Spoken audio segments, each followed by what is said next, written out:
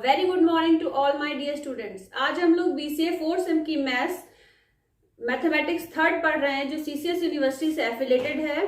आज हम लोग इसकी यूनिट 1 का फर्स्ट टॉपिक पढ़ेंगे, कॉम्प्लेक्स नंबर। तो कॉम्प्लेक्स नंबर क्या होता है, देखिए z is equal to x plus i y. तो कॉम्प्लेक्स नंबर में आपका रियल पार्ट और जो आई के साथ पार्ट लिखा होता है उसे हम बोलते हैं इमेजिनरी पार्ट। ठीक है, तो कॉम्प्लेक्स नंबर में रियल पार्ट और इमेजिनरी पार्ट दोनों होते हैं। तो रियल पार्ट x है यहाँ पे और इमेजिनरी पार्ट क्या है, y है। ठीक है, तो अब देखिए सेट ऑफ कॉम्प्लेक्स नंबर्स को हम किससे डिनोट करते हैं, set of complex numbers denoted by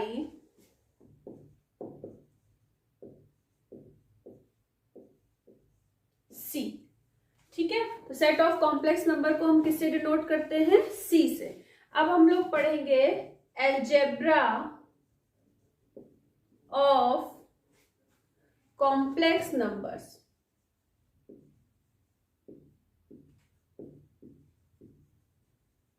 algebra of complex numbers में सबसे पहले हम लोग पढ़ेंगे पहला इसमें पॉइंट पढ़ेंगे हम लोग addition of complex number.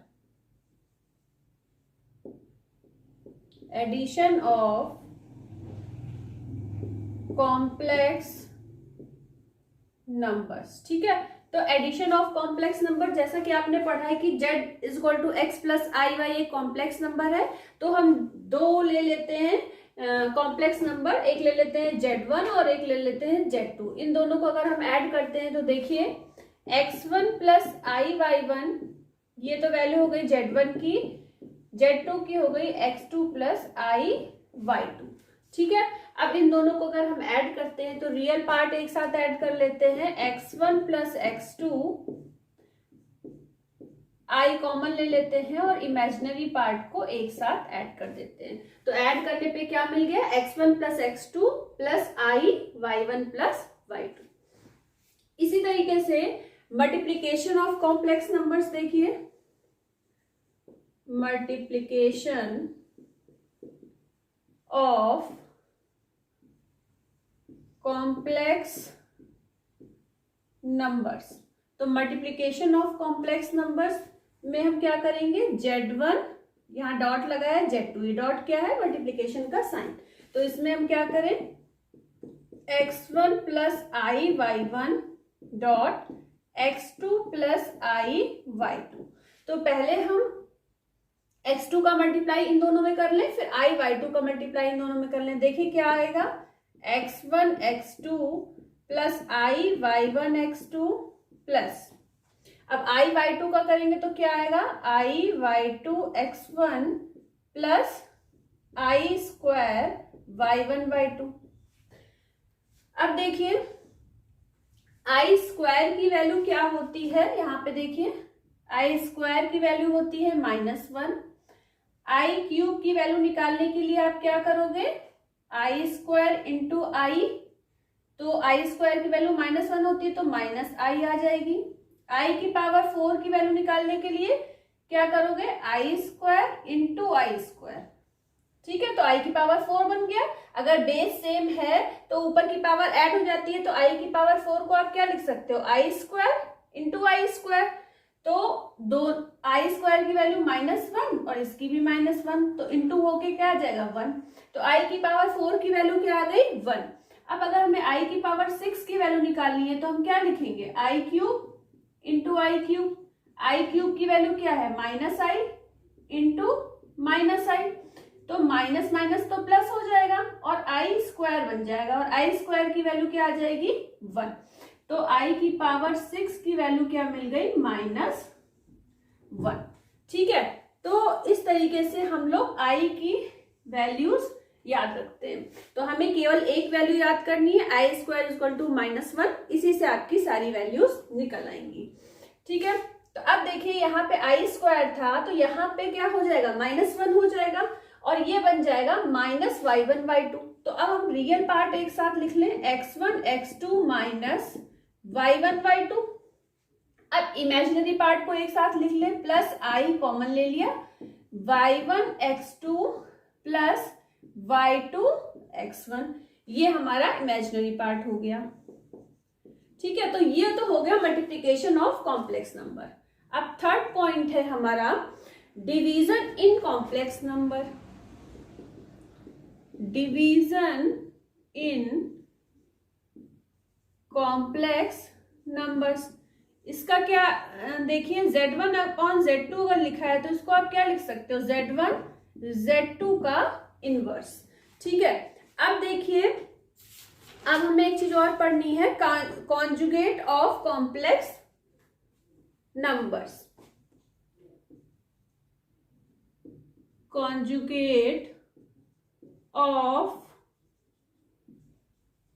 Complex numbers, conjugate किसे बोलते हैं, जैसे z is equal to x plus i y, ये एक नंबर है। ठीक है, इसको हम मान लेते हैं इक्वेशन 1। अब इसका कॉन्जुगेट क्या होगा, z माइनस आई वाई, तो इसको आप z बार से डिनोट कर सकते हो, ये हो गई आपकी इक्वेशन 2। अब अगर हम z प्लस z बार कर देते हैं तो आई वाई वाला पार्ट कट जाएगा, केवल हमें मिलेगा 2x।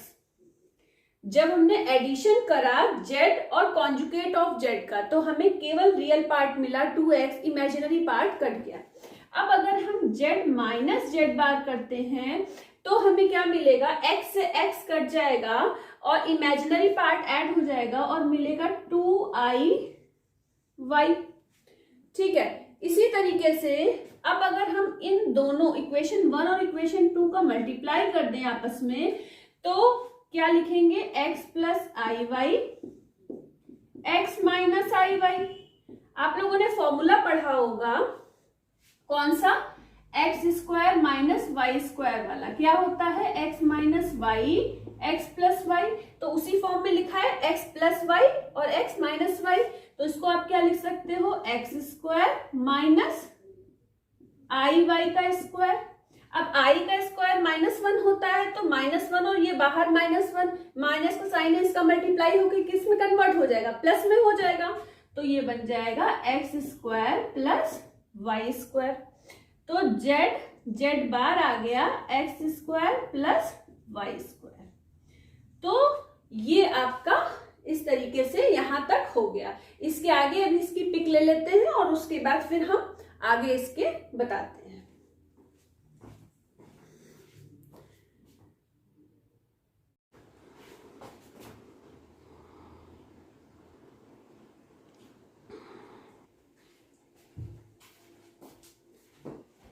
आइए अब देखते हैं हम लोग next heading, modulus of complex numbers. अब देखिए z is equal to x plus i y होता है, मॉडुलस होता क्या है, देखिए हमने इसमें क्या लगा दिया, मॉड। ये लाइन जो हमने खींची इसको मॉड बोलते हैं। तो मॉड के अंदर ये z लिखा हुआ है और यहाँ पे z की वैल्यू हमने रख दी है एक्स प्लस आई वाई।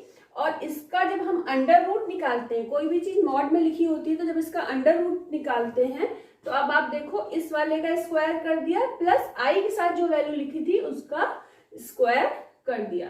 अब z इज इक्वल टू हमारा e की पावर आई थीटा भी होता है, और e की पावर आई थीटा को हम cos theta plus i sine theta भी कहते हैं। ठीक है, फॉर्मूला होता है। अब इसको जब अंडर रूट निकालेंगे तो इसमें भी रियल पार्ट का स्क्वायर कर दिया प्लस इमेजिनरी पार्ट, मतलब आई के साथ जो वैल्यू लिखी थी उसका स्क्वायर कर दिया। आपको पता है sine square theta plus cos square theta की वैल्यू 1 होती है और 1 का अंडर रूट 1 ही होता है। ठीक है, तो यहाँ पे 1 लिख दिया। इसके बाद देखिए पोलर स्टैंडर्ड फॉर्म और ट्रिग्नोमेट्रिक फॉर्म और मॉडुलस आर्ग्यूमेंट फॉर्म। अब ये यहाँ पे ये 3 चीजें लिखी हुई हैं, ध्यान से देखिए। पोलर स्टैंडर्ड फॉर्म, आपको पता है कि हमारे पोलर कोऑर्डिनेट्स क्या होते हैं, r और थीटा होते हैं। ठीक है, अब इसका मतलब पोलर स्टैंडर्ड फॉर्म में मतलब r और थीटा की फॉर्म में, ट्रिग्नोमेट्रिकल फॉर्म का मतलब होता है साइन, कॉस, टैन, कॉट, इन सब की फॉर्म में। फिर मॉडुलस आर्ग्यूमेंट फॉर्म मतलब इस वाली फॉर्म में मॉड के अंदर वैल्यू लिखी है। तो इन सब के बीच में और क्यों लगा है, क्योंकि इन सब का मीनिंग एक है। इन सब से जो वैल्यू निकलती है ये पूरा जो है एक चीज है। तो ये अलग अलग नाम से पूछा जा सकता है लेकिन ये चीज एक ही है। ठीक है, तो देखिए सबसे पहले z की वैल्यू हमने ले ली x प्लस आई वाई, जो कि एक कॉम्प्लेक्स नंबर है। Let x is equal to r cos theta, y is equal to r sine theta. अब हम क्या करें कि z में ये दोनों वैल्यूज पुट कर दें, या पुट करने से पहले इसको हम इक्वेशन 1 ले लेते हैं और इसको हम इक्वेशन 2 ले लेते हैं। ठीक है, अब हम यहाँ पे लिखते हैं कि स्क्वायरिंग इक्वेशन 1 एंड 2। ठीक है, अगर हम स्क्वायर कर दें दोनों इक्वेशन को, ठीक है, उसके बाद हम क्या करें, squaring equation 1 and 2, then add both the equations. ठीक है,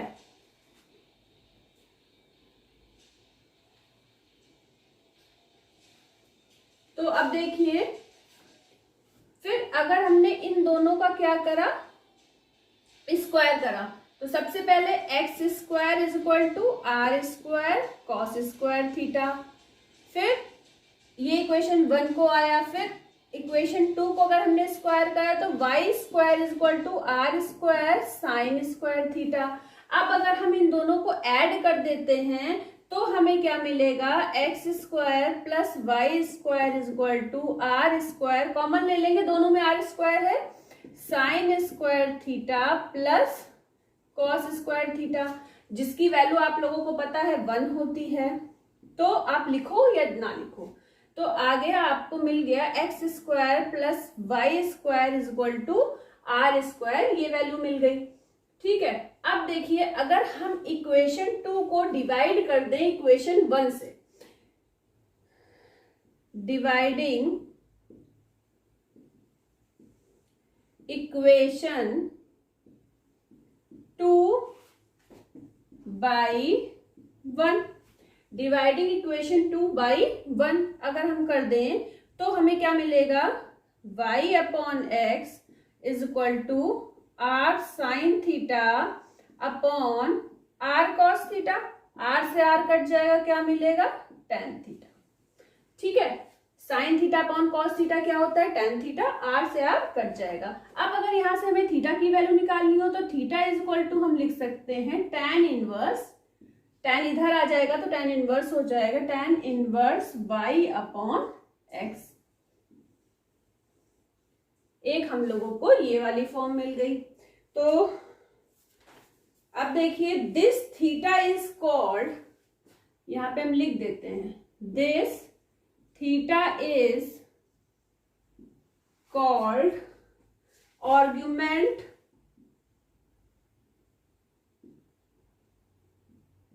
और amplitude of complex number z। तो ये थीटा क्या है, this theta is called argument और amplitude of complex number z। तो इस थीटा को हम क्या बोलेंगे, आर्ग्यूमेंट बोल सकते हैं या फिर एम्पलीट्यूड बोल सकते हैं। किसका है, कॉम्प्लेक्स नंबर z का, जहां से हमने स्टार्ट किया था करना। ठीक है, अब देखिए अब आप ध्यान से देखो, z इज इक्वल टू हमारा क्या था, x plus i y, z is equal to क्या था, x प्लस आई वाई, और हमने x और y की जो वैल्यू लेट करी थी कि x is equal to r cos theta, y is equal to r sine theta, वो अगर हम पुट कर दें इस इक्वेशन में z is equal to x plus i y, complex number में अगर हम x और y की वैल्यू पुट कर दें तो क्या आ जाएगा, r cos theta plus i r sin theta.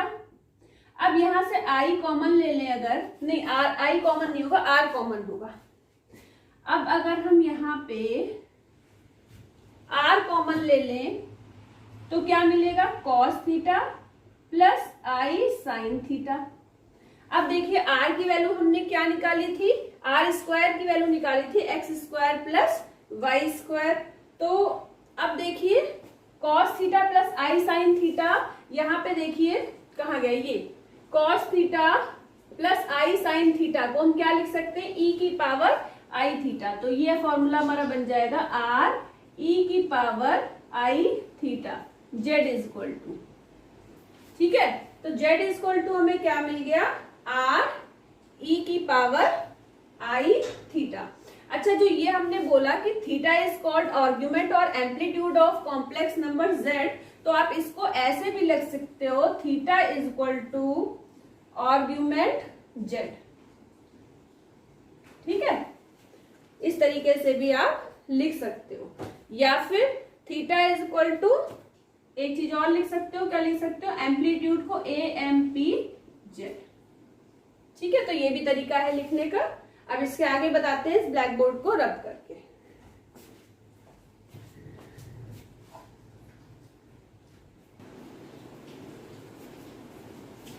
अब देखिए हमारा क्वेश्चन नंबर 1 है, express 2 + 3i upon 4 + 5i in the form of x + i y, ठीक है। तो हमें इस फॉर्म में इसको करना है, मतलब रियल पार्ट और इमेजिनरी पार्ट अलग अलग दिखना चाहिए, ठीक है। तो हमने क्या किया कि इस क्वेश्चन लिख लिया यहाँ पे, फिर इक्वल टू फिर से क्वेश्चन लिखा। अब हम क्या करेंगे, इसके कॉन्जुगेट से ऊपर नीचे मल्टीप्लाई करेंगे। तो इसका कॉन्जुगेट क्या हो जाएगा, 4 - 5i अपॉन 4 - 5i। अब मल्टीप्लाई कर दीजिए, पहले 4 से मल्टीप्लाई करिए और उसके बाद -5i से इन दोनों में मल्टीप्लाई करिए। तो क्या आ जाएगा, 8 + 12i - 10i - 15i, ठीक है। तो फिर 5 से कहा तो -10i और -15i मिल गया। अब इसके बाद नीचे मल्टीप्लाई करिए तो 4 × 4 = 16 + 20i - 20i - 25i, ठीक है। अब देखिए यहाँ पे 5i और -5i से मल्टीप्लाई करेंगे तो i स्क्वायर हो जाएगा। i स्क्वायर की वैल्यू क्या होती है, -1 होती है, और माइनस पहले से भी आ रहा है, तो ये बन जाएगा +25। इसी तरीके से ऊपर देखिए 3i और -5i था, तो 3 × 5 15 हो गया माइनस का, और i × i स्क्वायर की वैल्यू -1, तो -1 × -1 ऐड हो जाएगा, तो ये प्लस का साइन बन जाएगा और i हट जाएगा। अब देखिए 12i में से 10i जाएगा तो 2 बचेगा, और 15 में आप 8 ऐड करोगे तो क्या आ जाएगा, 23 प्लस 2i अपॉन 20i से 20i नीचे के कट जाएंगे, 16 और 25 को आपस में आप ऐड करोगे तो क्या मिल जाएगा, 41, ठीक है। अब हम क्या करें, 41 को अगर इस तरीके से लिख दें, 23/41 प्लस 2/41i, तो ये वाला पार्ट आपका क्या हो गया, रियल पार्ट, और i के साथ जो वैल्यू लिखी हुई है ये वाला पार्ट आपका क्या हो गया, इमेजिनरी पार्ट, ठीक है। यही पूछा था क्वेश्चन में, रियल पार्ट और इमेजिनरी पार्ट भी बता दिया, और आपकी इक्वेशन किस फॉर्म में हो गई, x + i y। i को चाहे इधर लिख लीजिए चाहे इधर, कोई फर्क नहीं पड़ रहा है इससे, ठीक है। तो ये आपका आंसर हो गया। अब हम लोग करेंगे क्वेश्चन नंबर 2। क्वेश्चन नंबर 2 हमारा क्या है, express 1 - i in the modulus amplitude form, in the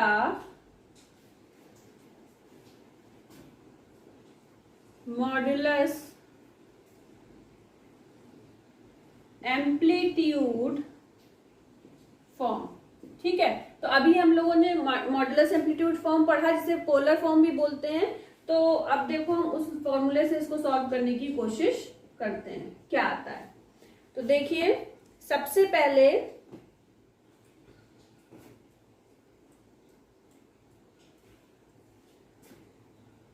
one minus आई को हमने किससे जो है लिख दिया यहाँ पे, r cos theta plus i r sine theta. यही वाली फॉर्म होती है जब हम x और y की जगह पे क्या लिख देते हैं, x इज इक्वल टू लिख देते हैं आर कॉस थीटा। अगर आपकी इक्वेशन है ये x प्लस आई वाई है कॉम्प्लेक्स नंबर, और अगर हम x इज इक्वल टू क्या लिख देते हैं r cos theta, y is equal to r sine theta लिख देते हैं, तो यही फॉर्म बन जाती है। तो ये पोलर फॉर्म है, ठीक है। तो अब आप देखिए वन माइनस आई है, इसको हमने किसके इक्वल लिख दिया, r cos theta plus i sine theta के इक्वल लिख दिया। अब हम इसको कंपेयर कर देंगे, रियल पार्ट को रियल पार्ट से, इमेजिनरी पार्ट को इमेजिनरी पार्ट से। तो क्या मिलता है हमको, देखिए r cos theta is equal to तो 1 मिल जाएगा, और sine theta is equal to -1 मिल गया, क्योंकि आई तो दोनों के साथ लिखा है, पर यहाँ आई का जो आई के साथ किसका -1 का मल्टीप्लाई हुआ है, तो -1 का कंपेयर किससे हो गया, साइन थीटा के साथ, ठीक है।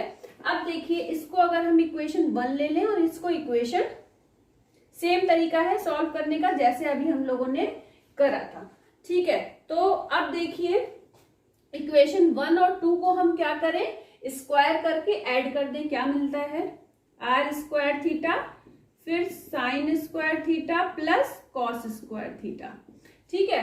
अब 1 का स्क्वायर 1 हो जाएगा, -1 का स्क्वायर भी क्या हो जाएगा, 1 हो जाएगा, तो ये मिलेगा हमें 2, ठीक है। अब sign square theta plus cos square theta क्या होता है, 1 होता है। तो अब हमें क्या मिल गया, आर स्क्वायर की वैल्यू 2 मिल गई, तो फिर हम क्या लिख सकते हैं, आर इज इक्वल टू √2 लिख सकते हैं, आर इज इक्वल टू √2 लिख सकते हैं। अब ये तो हमने दोनों इक्वेशन 1 और इक्वेशन 2 को हमने क्या करा, इक्वेशन 1 और 2 को हमने क्या करा, दोनों को स्क्वायर करके ऐड कर दिया। अब अगर हम दोनों को डिवाइड कर दें, इक्वेशन 2 डिवाइड बाय इक्वेशन 1 अगर कर दें तो हमें क्या मिल जाएगा, एक मिनट, यहाँ पे हमने आर लिखना भूल गए बेटा, यहाँ पे होगा आई और आर, यहाँ पे भी आर लिख लो, आर साइन थीटा, ठीक है। तो अब देखो क्या मिलेगा, r sine theta upon r cos theta is equal to -1 मिल जाएगा। इसको आप क्या लिख सकते हो, tan theta is equal to -1। अब tan आपको पता है, tan में जो ट्रिग्नोमेट्रिकल जो टेबल होती है तो उसमें tan 45 की वैल्यू 1 होती है। अब tan 45 को हम π/4 भी बोलते हैं, 45 को हम एंगल को क्या बोल सकते हैं, π/4 बोल सकते हैं, लेकिन यहाँ पे -1 है, ठीक है। अब जैसे ये